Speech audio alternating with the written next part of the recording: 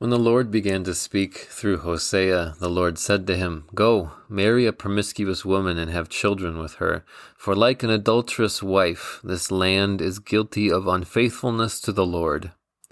So he married Gomer, daughter of Diblaim. But he didn't need to, right? I know that God told him to, and that's why Hosea married Gomer, and then Gomer's unfaithfulness to Hosea could be the object lesson for Israel's unfaithfulness to the Lord. But Hosea didn't need to marry Gomer to make that point. That point is made nearly everywhere else in the Old Testament. Idolatry equals adultery. By the time we get to Hosea, God has already said that several times, and for none of those other times did God require his prophet to marry an adulteress and suffer all the suffering that comes with being married to an unfaithful partner. And Gomer didn't have to suffer through the public shame of being an adulteress, a shame that has been public for thousands of years now. It didn't have to be. It all seems so unnecessary. I'm sure it would have seemed especially unnecessary to Gomer. I'm not going to pretend to know anything about the decisions that go into pursuing a life of prostitution. I've been preserved by my gender from having to think about it at all. I've never even seen Pretty Woman. So you can correct me if I'm wrong, but I doubt Gomer was happy about her profession. It seems safe to assume that she got the job out of necessity, a beggars can't be choosers type situation. Her career was about survival, not about professional growth. That being said, she was surviving. Say what we will about what is referred to as the oldest profession, but it's in the running for the oldest because as a profession, it works. And there was enough shame in it that Gomer was probably left alone for the most part, and she was probably rather desensitized to all of it. You'd have to be, wouldn't you? You couldn't possibly hold on to a very high opinion of God's gifts of sex and marriage, could you? Not while getting paid for it. So how would Gomer have thought of God's command to Hosea that he find a promiscuous woman to marry as an object lesson for the entire nation? Did she laugh jadedly at the idea of a prostitute marrying a prophet? Did she bristle at the idea of making her shame so public? Or was she desensitized to that too? Was she open with Hosea about the fact that she had no intention of remaining faithful to him after their wedding? Was the whole thing a joke to her? Did it all seem like silly posturing? Was any of it really necessary? But she went along with it, didn't she? And God was able to make his point in a striking way. And Hosea's book of God's words is in the Bible for us to read and learn from. And so Gomer is too. And because she did and he did and she was, because God made his point about idolatry and adultery for them and for us and for everyone in the whole world, because Hosea married Gomer, Gomer was loved. Not in a Hollywood, romantic, pretty woman kind of way. Again, I've never seen it. We don't know that Hosea and Gomer ever fell in love. We know for a fact that Hosea was commanded to love Gomer, in spite of who she was.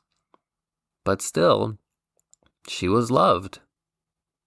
Not for money, but for God. To show God's love. Was it necessary? Was that the only way for God to show his love to his people, by commanding Hosea to love Gomer?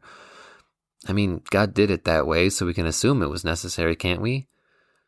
And how else was Gomer ever going to be loved?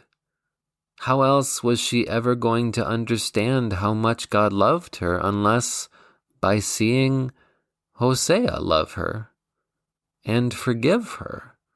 Without any reason to, other than that God told him to. Because that's how God loves. Hosea is an example to us of how God sees our sin. It's prostitution, it's adultery, it's shameful and hurtful and so offensive that it's nauseating. And still, Gomer is an example to us and to herself of how God still loves us. And that's why our sin offends him, because he loves us.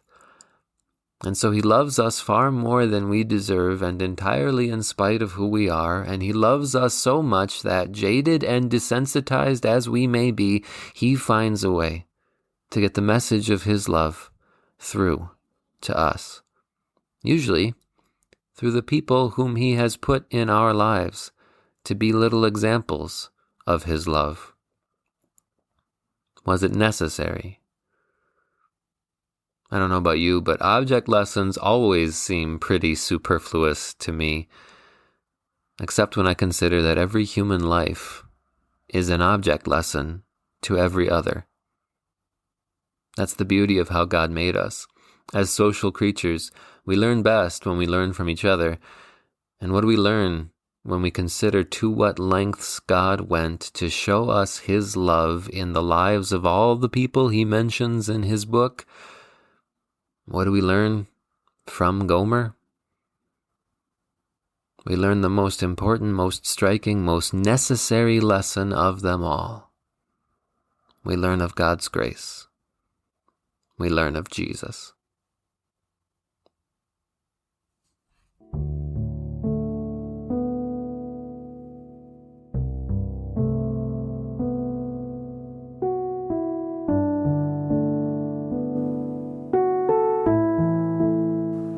You and I are dust and breath, loved by God, bought by Jesus. This podcast is written and produced by me, Ethan Cherney, a WELS pastor serving Our Savior Lutheran Church in Pomona, California. Get in touch on Facebook at Dust and Breath Pod, on Twitter at Dust Breath Pod, or by emailing dustandbreathpod@gmail.com.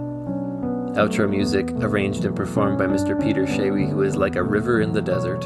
Thank you for listening. Don't forget to subscribe. And if you could leave a review in iTunes or just share an episode on social media, I'd really appreciate it. It's the only way other people can find the show. Now, go do what God made you to do. Be who God called you to be. Go see what God can do with dust and breath and faith in Jesus, his Son.